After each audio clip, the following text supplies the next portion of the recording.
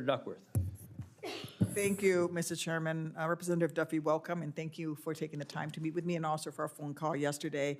I want to second what the chairwoman of the Tammy Caucus in the Senate had to say about, about Buy America. It is critical to the U.S. steel industry, and the U.S. steel industry and our steel workers are critical to our nation's commerce and also our defense industrial complex. We need to be able to make our own steel, and we need to be able to sell that steel. And so it's really important to enforce the Buy America provisions.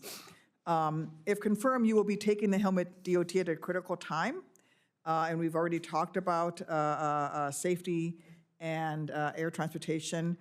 You've mentioned dignified treatment of traveling Americans, and I'm particularly interested in the over 70 million of us who have some form of a disability.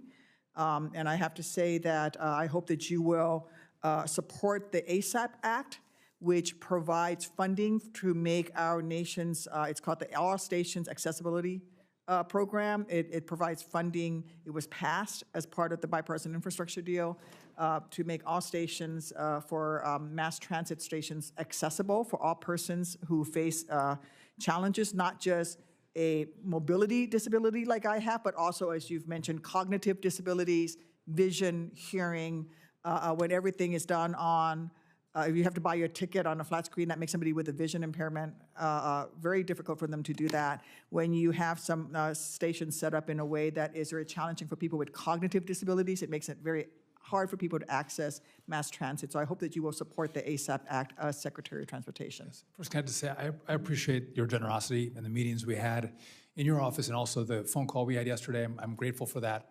Thank you. And I'm not that familiar with the act. I'd love to review it, but if it's a law passed by Congress, I will follow it, and I'm committed to you and the chair of the Tammy Caucus to making sure we do have access with all kinds of disabilities to our transportation system. And I never got a straight answer on how Tammy Baldwin from Wisconsin got the chairmanship, but we can talk about that later. She was unanimously nominated and voted upon when she left the room to go use the restroom. She came back and she was a chairwoman. So going back to the Bipartisan Infrastructure Act, it is crucial that DOT continues to implement the law as Congress directed, and Illinois and every other state needs to receive all the funding that has been awarded to it on time and without undue delay. And this funding is going to both red states and blue states. If confirmed, will you ensure that the Bipartisan Infrastructure Act continues to get implemented in a timely manner? I commit to implementing the law, and I mentioned this earlier, but a number of people have indicated that they thought that the money was going out slowly after being obligated, so I would work to make sure we're getting it out the door faster for these really important projects and try to identify what the holdups are. Thank you.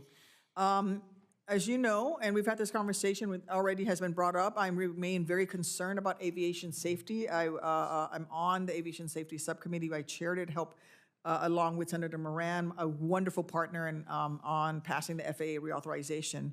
If confirmed, will you faithfully execute the 1,500-hour rule? Yes, I will follow the law, which is the 1,500-hour rule. Thank you. If confirmed, will you ensure that the FAA Reauthorization Act is implemented in a timely manner so that its safety enhancements will be promulgated without undue delay? Yes.